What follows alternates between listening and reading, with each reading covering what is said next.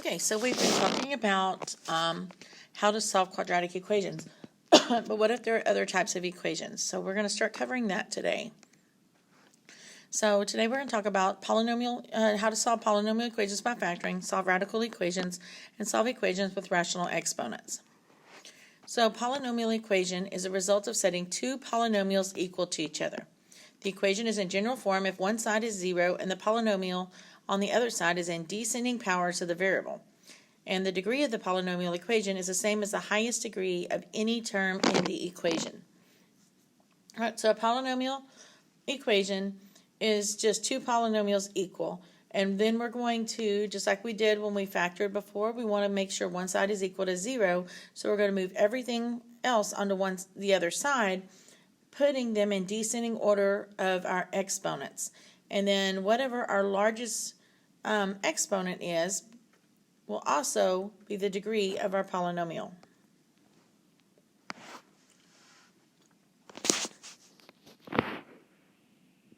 All right, to make sure I didn't skip something. All right, so let's look at example 1. It says solve by factoring, and I left the steps here. So the first thing we want to do is we want to get everything on one side and have this equal to 0. So I always like my largest exponent to stay positive, or to be positive. And since it's already positive there, I'm going to move everything else over. So I'm going to need to subtract this 8x, and I'm just going to put it here because I didn't have a like term, and I need to subtract the 12. So putting my exponents in descending order, I now have 2x cubed plus 3x squared minus 8x minus 12 is equal to 0. All right, our next step is we're going to factor that. So remember, our first step is greatest common factor. So do all of these terms have anything in common? Well, they don't all have an x, and all the coefficients are not divisible by a number other than 1. So no greatest common factor.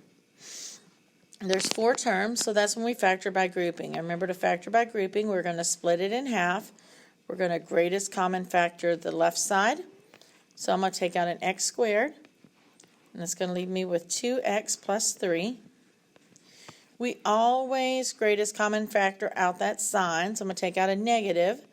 And then 8x and 12, I can take out a 4. So I'm really taking out a negative 4. And so when I divide out that negative 4, that leaves me with a positive 2x, and negative 12 divided by negative 4 is a positive 3. And then just bring down my equals 0, but I'm not done factoring. Because remember, now we've got 2 terms, and we do have a greatest common factor. They both have a 2x plus 3 in them. So I'm going to take that out. And so if I take it out, I'm dividing it out, so that's going to cancel. I'm left with x squared. And over here, that one's going to cancel, so I'm left with that minus 4 equals 0. And then remember, you got to make sure that's factored completely. And this one is not, because this x squared minus 4 is a difference of squares. So I can't do anything to the 2x plus 3, so bring it down. But a difference of squares, remember, this is where we're going to take the square root of each part. So the square root of x squared is x. The square root of 4 is 2. And then we plug them into the parentheses. So x is our a, 2 is our b, so then we have a plus b times the a minus b. And then bring down your equals 0. And make sure that that is now factored completely. And it is. So now we can move on. Step 3 and 4 says to set each factor equal to 0 and solve the resulting equation. So we had 2x plus 3 times x plus 2 times x minus 2 is equal to 0.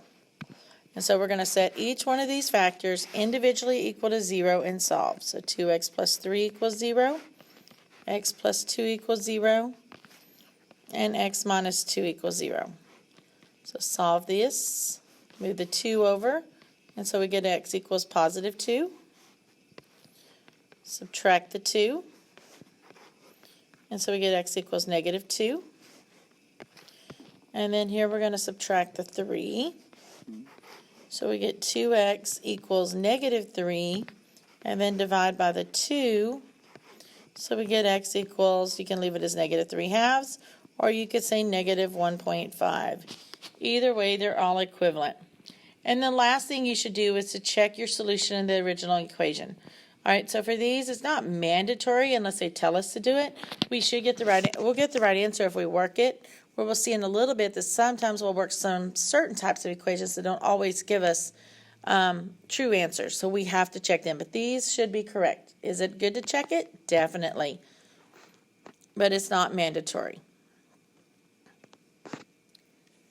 All right, then we're going to talk about radical equations. A radical equation is an equation in which a variable occurs in a square root, cube root, or any higher root.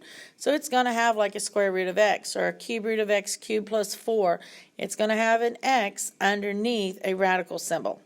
We solve the radical equations with nth roots by raising both sides of the equation to the nth power. So remember, we just looked at the square root property that said like if I had x plus 2 squared equals 7, we said, well, if we're going to solve for x, we need to get rid of the square, and we do it by taking the square root and the square root because they cancel each other. So we get x plus 2 equals, and then we had plus or minus 7. Well, the same idea. If I have a square root and I want to get rid of that square root, the opposite of the root is that exponent, so we're going to raise it to the exponent. So it's the square root. If it had been the cube root,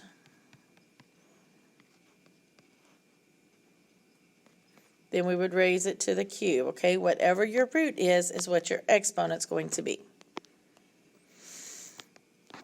All right, so the steps. So solving radical equations containing nth roots. If necessary, arrange terms so that one radical is isolated on one side of the equation. So get one radical by itself. Even if there's more than one radical, you need to get one of them by itself. Then you're going to raise both sides of the equation to that nth power to eliminate that isolated nth root. You're going to solve the resulting equation. If that equation still has a radical, you're going to get it by itself and repeat your steps 1 and 2, okay? And then check all proposed solutions in the original equation. This is mandatory, okay? We have to do this step because when you square something, when you raise it to an even exponent, it sometimes gives you what they call extraneous solutions, which means there's solutions that's going to work for that squared equation, but they don't actually work for the radical that we started with. All right, so this is mandatory. You have to check these. Not optional.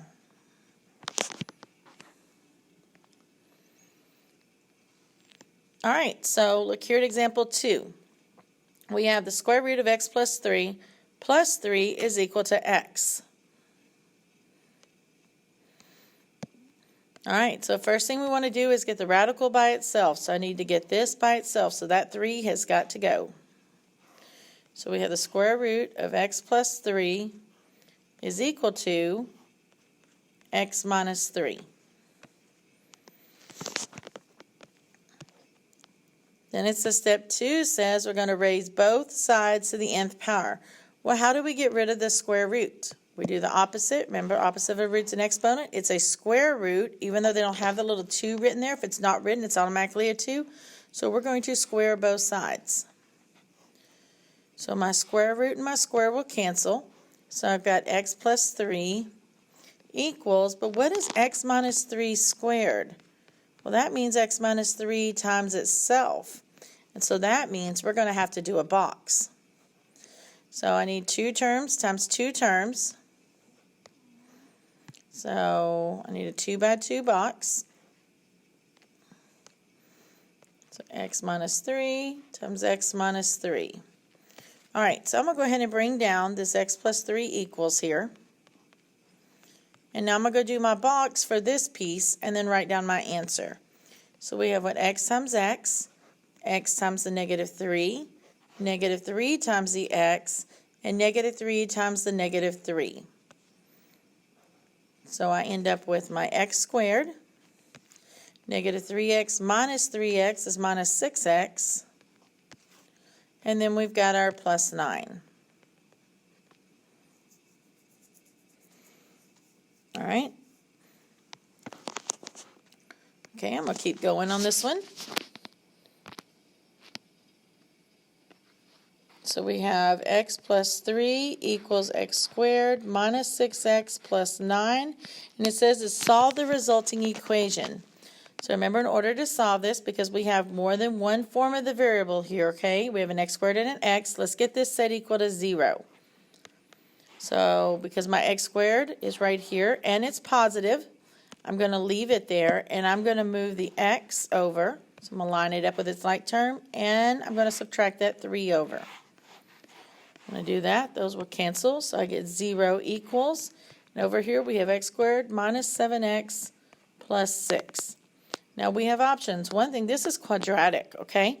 So we can use any of the stuff we've been doing. We can factor it. We can, we can factor it if it's possible, which this one is. We could use our completing the square, and we could use our quadratic formula. Unfortunately, we cannot use that square root property because we have this x right there, okay? It only works when you just have an x that's being squared somehow. All right, so I'm going to go ahead and use factoring because this one has no greatest common factor. It does have 3 terms, so it's a trinomial, and it has a 1 at the front, so it's that simple trinomial. So I'm going to bring down my 0 equals, and I'm going to factor this. Remember, my first terms have to multiply to give me that x squared, which are x and x. And my last terms, you're going to multiply to give me that 6, and then they're also going to have to add to give me a 7, which is 6 and 1, bigger number first, bring down the first sign. Negative 6 times what kind of 1 will give me that positive 6? Well, negative times a negative is positive. This is a simple trinomial, so we're done factoring. And so now we've got 2 factors. We got x minus 6 and the x minus 1. And so we're just going to set them individually equal to 0 and solve. So x minus 6 equals 0. X minus 1 equals 0. So I'm going to move over the 1 by adding it. Gives me x equals 1. I'm going to move over the 6 by adding it, which gives me x equals 6. Now I'm not going to box them yet because remember, this problem had a radical at the beginning. And if it had a radical, then that means I have to check my answers, non-negotiable. All right, so step 4 says we have to check the proposed solutions in the original equation. Well, remember, the original equation was the square root of x plus 3 equals x. And so we're first going to check when x is equal to 6. All right, so that means everywhere there's an x, I'm going to plug in a 6. And we want to know, is that equal to that? Now remember, when you do a check, guys, you work one side, then you work the other side, and you compare your answers at the end, okay? So now, if you're using a calculator and you wanted to just type this whole thing in and hit enter, you could, but I still want you to show me your setup and your answer. But I'm going to go ahead and work this out. We're going to have to work underneath that square root. So 6 plus 3 is 9, so I have the square root of 9 plus 3. Still got to work that square root. The square root of 9 is 3 plus 3. Add those together and we get 6. Now go work the other side. There's nothing to work. So you can just bring this down and then check it. Does 6 equal 6? Yes, it does. That means that that x equals 6 that we plugged in is a solution. And so now let's check when x equals 1. Again, the same thing. I'm going to plug in 1, though, now for each of my x's. And we want to know, is it equal to the 1 there? Remember, work one side and then the other. So I'm going to work underneath the square root. So 1 plus 3 is 4. So the square root of 4 plus 3. Take the square root of 4, which is 2, plus 3. Add them together and we get 5. But when I go to work the other side, there's nothing to work, so I bring it down and I get a 1. Is 5 equal to 1? It is not, which means that that x equals 1 is not a solution for our radical equation. It is a solution for that quadratic equation we solved, but it's not for the original problem, okay? And it has to do with the square. So that's why it's mandatory that you check them. So we end up with one solution, which is x equals 6. All right, and the last type we're going to talk about is equations with rational exponents. We know that rational exponents represent radicals, because if you have a raised to the m over n, that's the same thing as saying the nth root of a to the m, which is the same thing as the nth root of a to the m.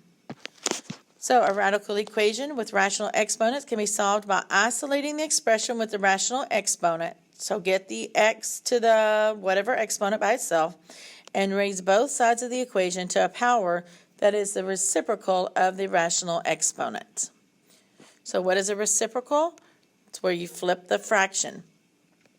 So if I have my a raised to the 1/2, to get rid of that 1/2, I'm going to raise it to the reciprocal of that 1/2. Because when you do a power to a power here and you multiply them, you get a to the 2 over 2, which is the same thing as a to the first, which is just a. And so therefore you got rid of that exponent. All right, so look at example 3 here. So first thing we've got to do is get that rational part by itself. So get your x to the 3/2 by itself. So let's move the 25 over. And so we get 5x to the 3/2 equals 25. We're going to divide by the 5. And so we get x to the 3/2 equals 5. And so to get rid of that 3/2, remember we're going to raise it to the reciprocal. And what you do to one side, you have to do to the other. So 3/2 times 2/3 is going to cancel out. So we'll get x equals 5 to the 2/3. Now that can also be written, because remember this top number is an exponent. The bottom number is a root. So we could write this as the cube root of 25 squared. I'm sorry, 5 squared, excuse me. I cannot take the cube root of 5. It's not possible, but I can do this 5 squared. So this is the same thing as saying the cube root of 5 squared, which is 25. So any of these three could actually be our solution. Oops, not what I meant to do, I'm sorry.